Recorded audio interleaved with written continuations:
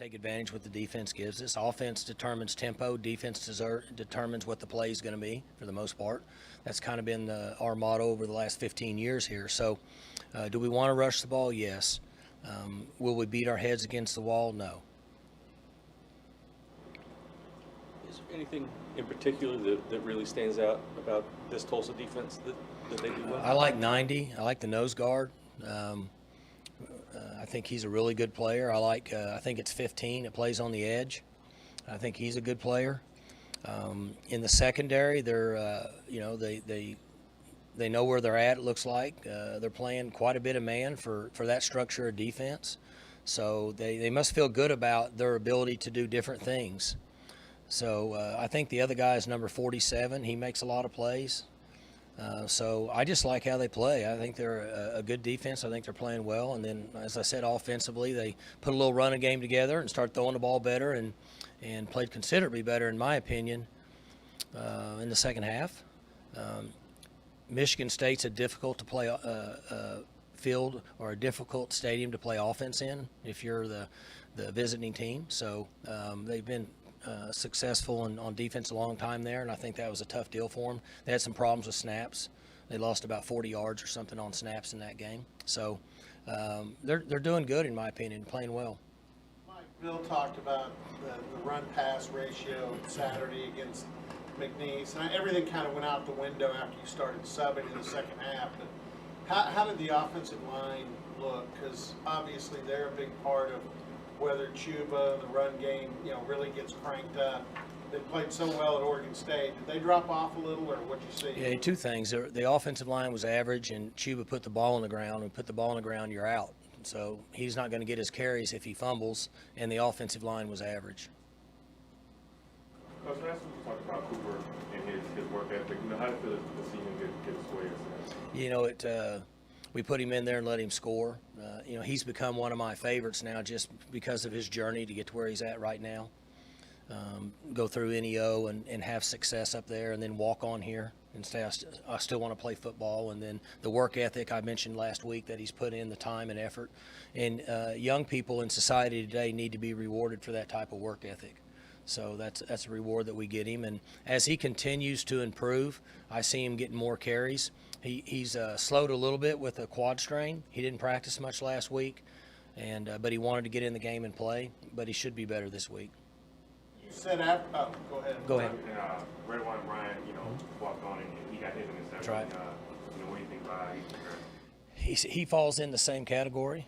He's been a captain for us. He's been on our committee. He's big, involved politically on campus as a leader in the social environment with the students. And to be able to get in there and play and get an interception is pretty cool. So I enjoy seeing those guys have success. That's a fun part of my job. You said after the game that you were going to have a lot of guys to look at, especially once you started putting guys in the third and fourth quarter. Did you see anything out of the guys that came off the bench that you really liked? One guy that seemed noticeable immediately was Cameron Farrar, the freshman linebacker. He's like a missile. Farrar made a play or two, and Kropp made a couple plays.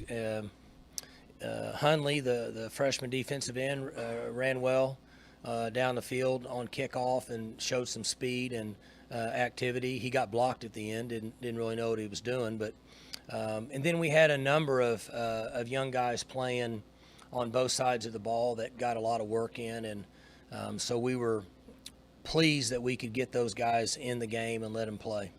Taylor went 4 for 4 at quarterback. I know nothing was really downfield, but right. He hit 4 passes. That's awesome. Yeah, it's good to get those guys in, and he, he's had the experience of playing in a big-time college football game. Was one of the MVP awards you gave to Amon. What do you think is his strength as far as being able to set the tone early with defense to let those younger guys have opportunities? He's learning and getting a little better. He doesn't have a lot of experience, and so each week he should and he has improved with his feel for the game.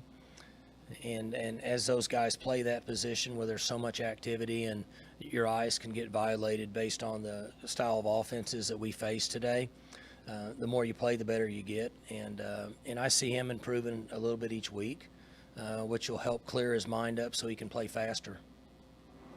Is there an update on the timeline on when we see Calvin London? Guys, I don't know. Every week we check. It's a back, so it's hard to tell. I mean, you either feel good or you don't. When you get a little older, you understand that when you deal with the back. But we just kind of test him out each week, and then if we think that he's to a point where he can compete in practice, then we start to get him ready to play in a game. When you write your book someday, will the Tulsa game in 2011, will that get a whole chapter? Just that, or for that matter, I don't spell very good. It'd be hard for me to write a book. So, and I can't type to a certain extent. Yeah, I know. It was that was quite a experience. I'm guessing it's probably the longest one ever, right? I don't know if there's been one that was that long.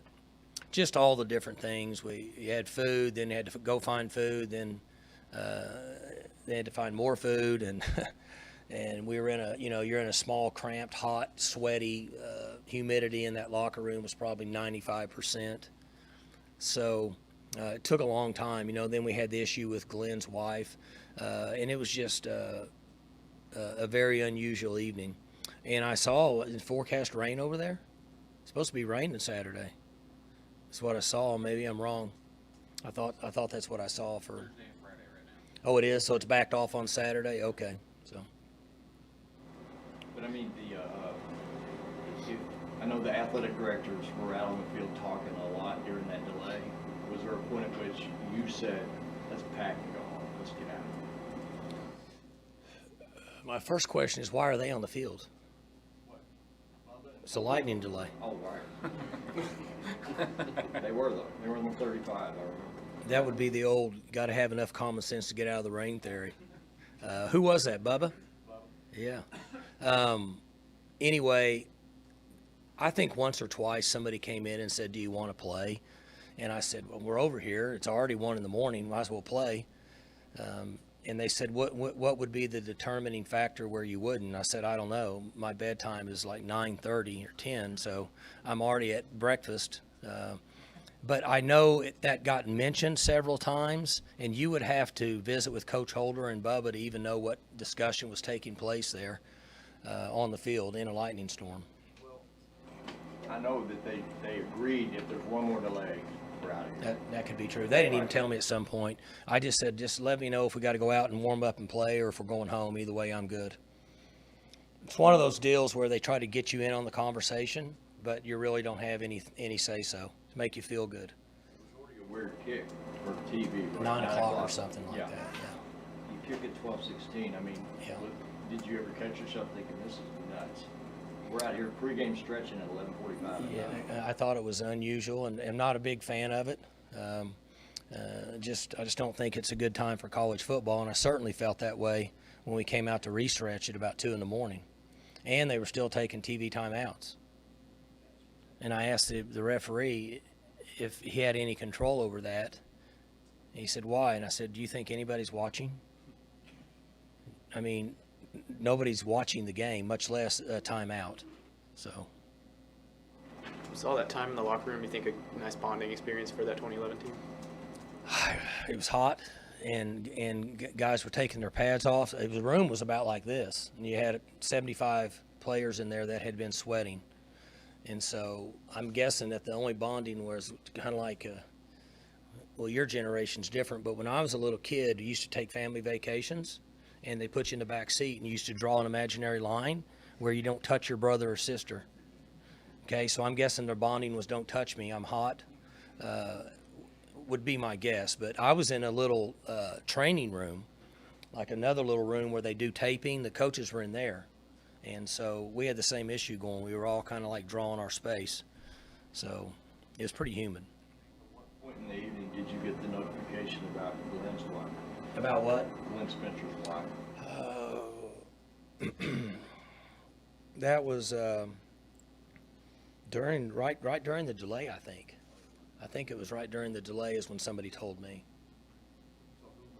Did Bill Young call plays, or did he serve as the coordinator?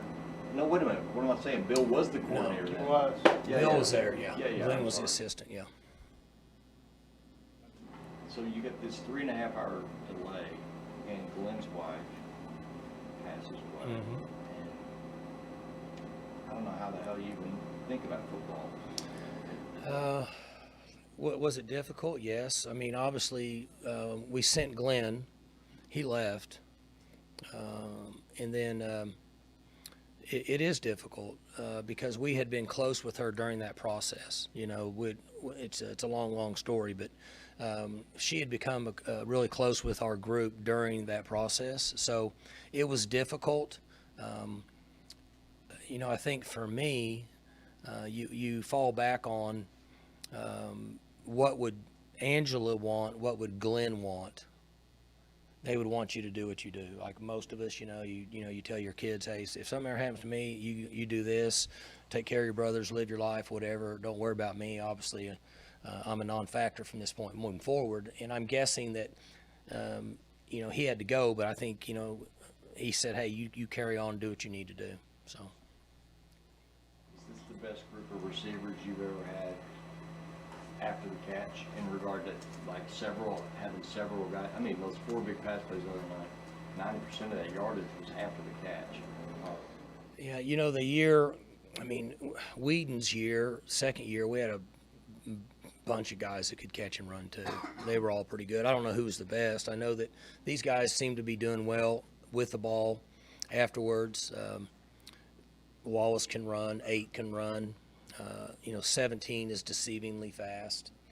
So 35, CJ, once he gets going, he takes almost 1 step per 5 yards.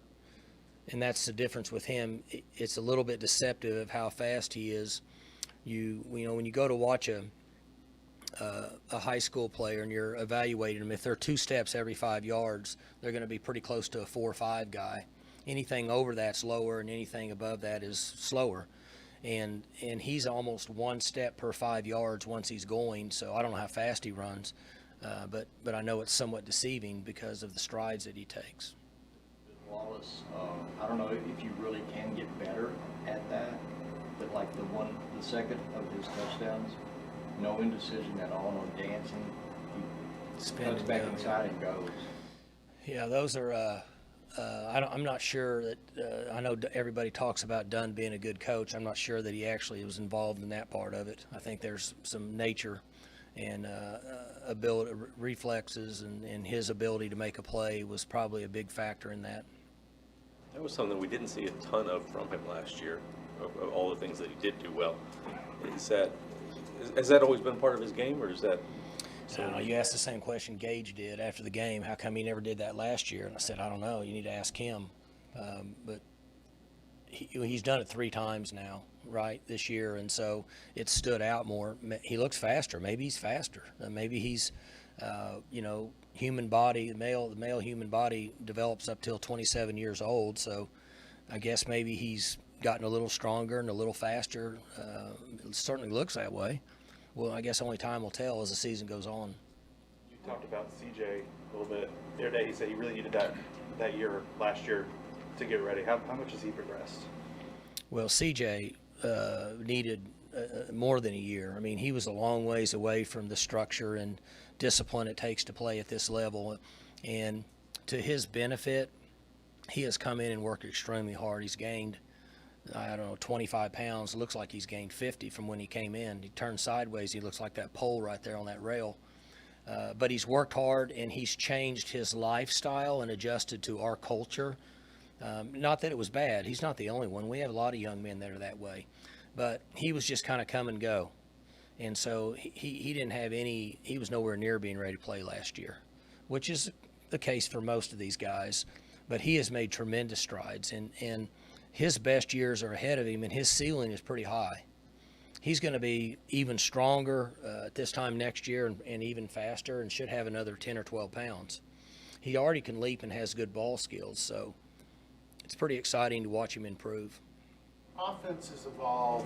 For instance, like Bill mentioned, the change from, how balanced the first week. It was a heavy pass, this week. The Cowboy backs, do you get a sense from fall camp and what you've seen in practice that that they're going to come into the flow of this here pretty soon, and you feel good about them as a weapon? Well, they're in the flow based on the structure of the defenses we've seen. They don't get the ball much. So, I mean, they're involved in everything we're doing, but, you know, you played a team Saturday that played quarters, and the safeties are setting down low, and that's basically their territory. So they're not as much involved. You know, you got 3 linebackers inside, you got 2 safeties setting down low, you got 5 guys in the hash, you have 2 guys outside the hash. So most of your throws are going to go outside. I mean, football's a numbers game. It's pretty, you know, coaches know that. It's no secret. But that area that they play in, those safeties are setting down there, and so those are things as a quarterback, once you mature enough, you try to avoid. Jelani Woods had great options in recruiting, right, when he committed to you guys and signed with you guys as a quarterback. And then it's presented to him. He said, Coach Ursich just presented to him, you know, if you want to get on the field, you could try Cowboy back. You could be a tight end. And I guess with all the quarterback movement in the last year or so, it's really become kind of an astonishing story that this guy was so willing to make that switch to get on the field. And I talked to him about it Saturday night, and he said it took me 5 minutes to make that decision. But don't you just have a ton of respect for a guy to do what he's done? Yeah, you know, he's watched Mason, so he knew that was an issue, and then he saw Taylor, and he watched Taylor in practice, and so he's probably adding up years in his head and realizes, I don't know if I want to do this for 3 years when I can get on the field and play. You know, he was having a really good year last year before he got hurt. And so, and the truth of the matter is what the ability that he brings to the table is, if he continues on and stays healthy and works, is a pretty good tool for the NFL with what he can do. And he's fortunate that McIndoe's coaching him, because McIndoe's a former offensive lineman, so he leans heavy on teaching him how to block, because that's where he's going to make his money. And then his receiving skills are good because of his eye-hand coordination, because he played quarterback. But his willingness and ability to block could potentially get him to play this game for quite a while. So he's fortunate he has him. And, you know, you're talking about a kid that never misses class, never shows up late, never fails any of the drug tests, does everything right. He fits our culture perfect. Never hear a word from him. And that's why he's having success.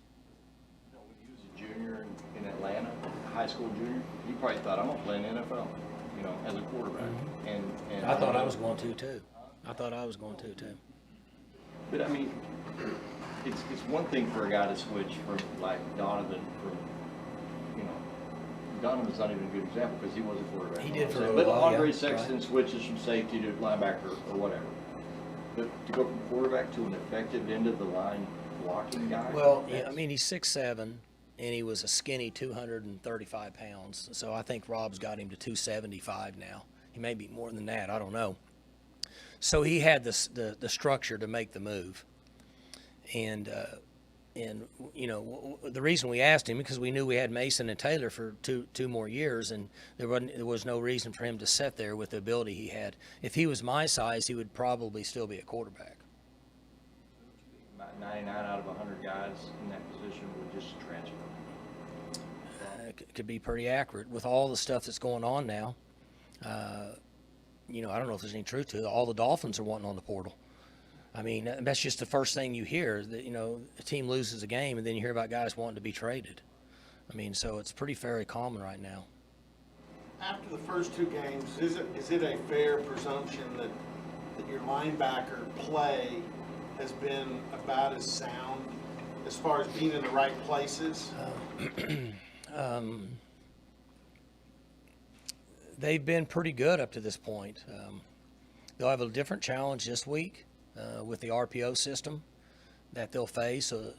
At this time next week, I'll be able to give you probably a much more accurate answer. This will be a little bit different challenge for them to see how they handle this situation.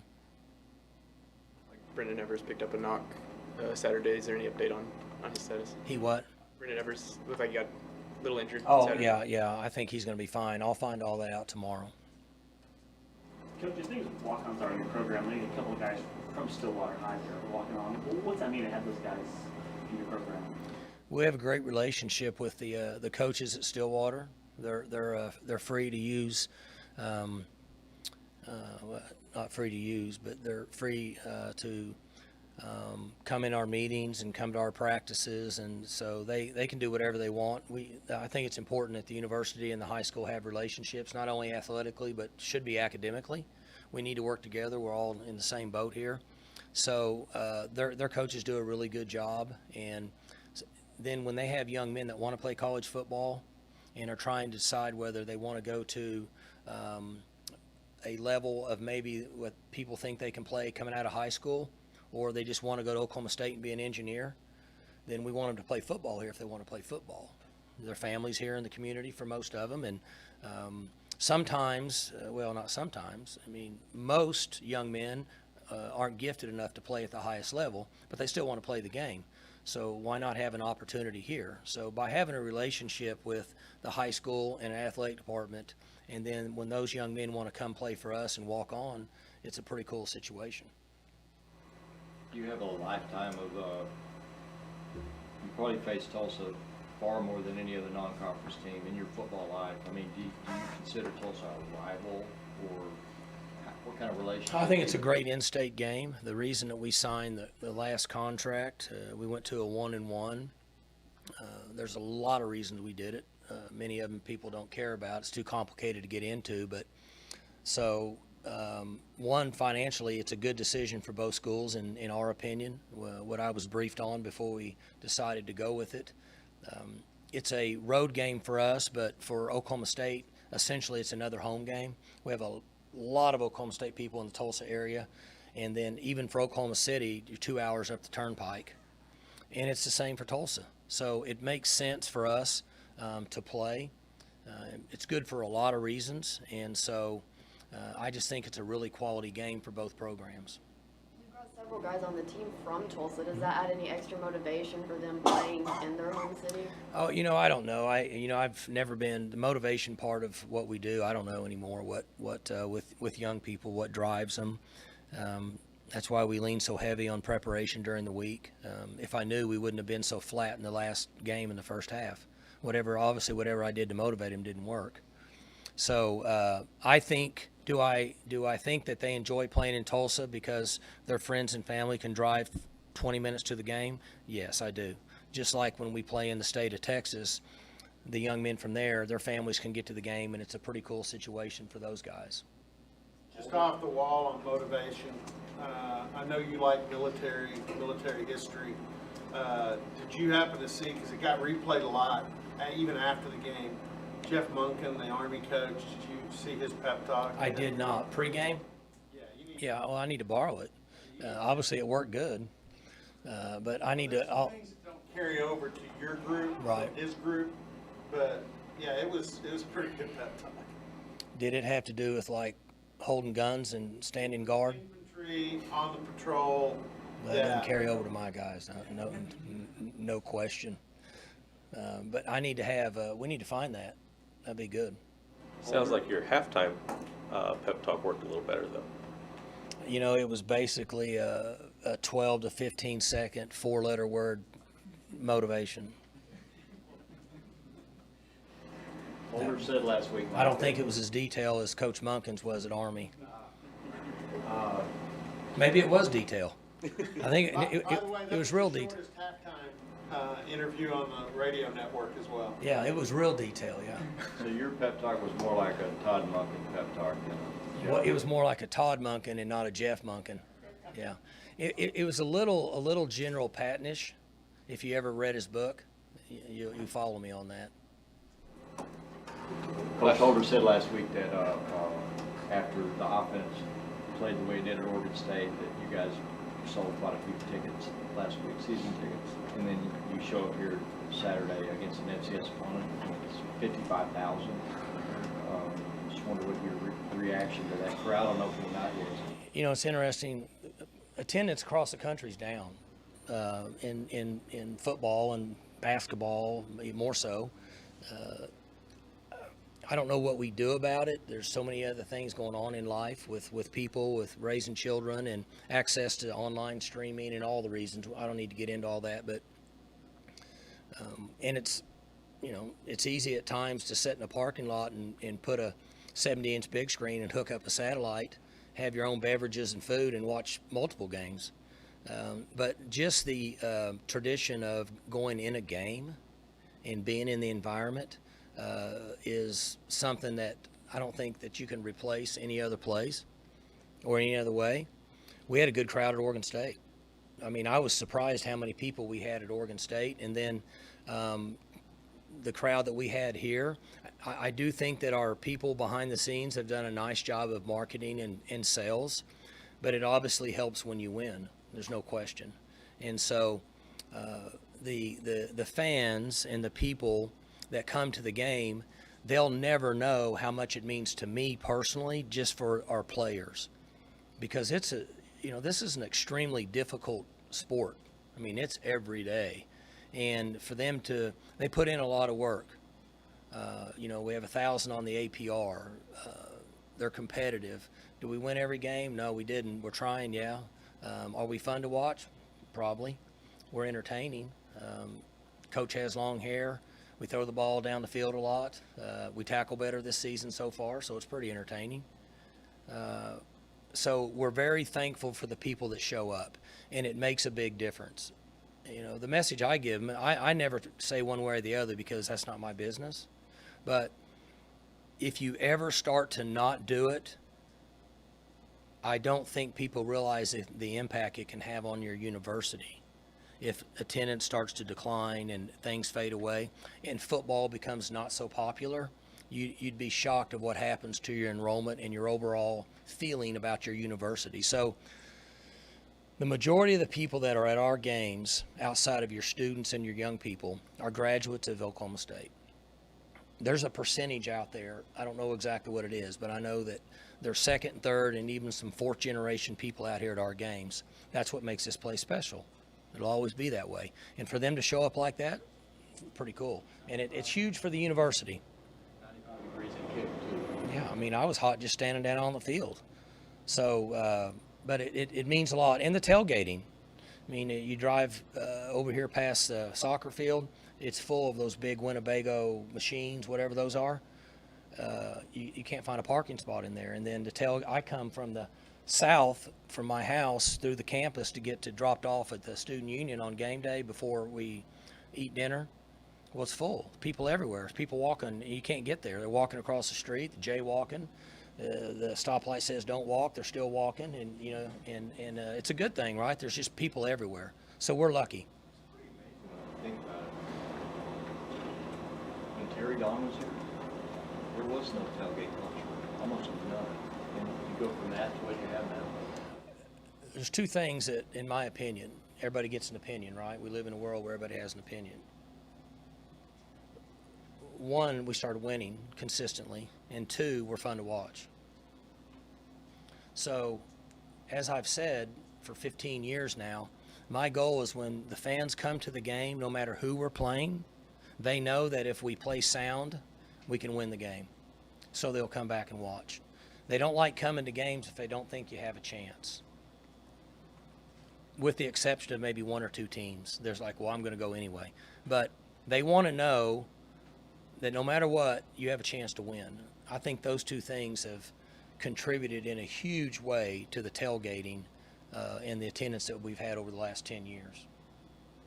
Last week you said Israel Anton was sitting on G, waiting on O. Is he getting closer? He's hanging over G, just not quite on O. It was just a technicality. I wish I could expedite the process, but essentially it's administrative issues that are out of our hands. And I don't have any information. If I did, I'd give you. Obviously, you're focusing on this team, but with how many guys you have produced going to the NFL, how much do you try to keep track of them and what they're doing, especially now that the season started? Well, Chris, the real deal, gives me a piece of paper, and I'll be getting it later today, or usually Tuesday because of the Monday night game, on everybody that's playing and what they did, this many tackles, this many carries, this many yards. We keep up with every one of those guys. They're an important part of what we do. We're at what, 19? How many of them made the cut? 12 guys are on active. 12 active right now. and then I think 7 on practice squads, something like that. So he'll update me on everything going on. We work all day Sunday, and so I don't ever see any games, but he updates me on what's going on, and we put all the new gear that we have for our team. We box up a nice package and send it to all of them and thank them for what they've done. And so it's a big part of who we are. We're working hard. As a group, there's a number of people involved in trying to reconnect with our alumni in football more so than ever. And our numbers just keep going up. The people we have back on homecoming, the alumni golf is, what was it, how many, 100 and what last year? 145 or something that take off on a work day and come and play golf, and we're here for the spring game. So those things were non-existent 10 years ago. And there's a group of people that are working hard in that area because that's really who we are. And these are the young men that we put a lot of time into, not just the NFL ones, guys that are in the real world and have real jobs. They're coming back and being a part of our team just like the other players. I know you haven't seen the numbers yet, but you're going to be happy with some of them. I know Chris Carson had a big game. Ogba had the only sack for the Chiefs yesterday. How important is that for when it comes to recruiting? Not only are you sending guys to the NFL, but they're having success now. No doubt, it's a big deal. I mean, young people that we're recruiting now, it's bright lights and things move fast, right? And they want to see success. Sure, they want an education, but 95% of them want to know how much you play on TV, what your uniforms look like, how many guys you put in the NFL. And so all those things factor in. Jim has said a couple of times he's working to change the defensive culture here. What does that look like to you? What does a better defensive culture look like? I think the teams in this league, they're all doing it. They're all trying to change the culture of what the offenses are in this league. I mean, it is what it is. You go out there and people bring up the SEC, what's the first thing they talk about? Defense. People bring up the Big 12, first thing they talk about, offense. So I think he's trying to implement or put a strategy into place to let's start by having success, and then it's going to be different here defensively. The culture of we're not always going to rely on the offense to win every game. And it takes time, and it's not easy in this league, but I think he's on the right track. You mentioned how important it was to you to be able to get Drew out there, and Saturday he got to go out there, and it wasn't just to run out the clock, it was to throw some passes. How important and cool was that for you to see? One, he deserved to play. Two, he played well. We left him with the starting offensive line with him, I think, 2 series, so he could be with guys that he's practiced with. And then after that, we started to put other guys in that hadn't got as much work, so it becomes more difficult for him, especially his position. But for what we asked him to do in those series, he was excellent. He graded out at 100%. I think he had 24 plays, and when I looked at his grade sheet, he was at 100% with what he did in his reads and his ability to get us in the right play and where he distributed the football.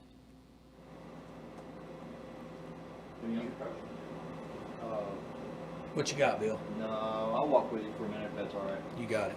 Yeah, because it's more about Tulsa. All right, guys. Thank you, guys and gals.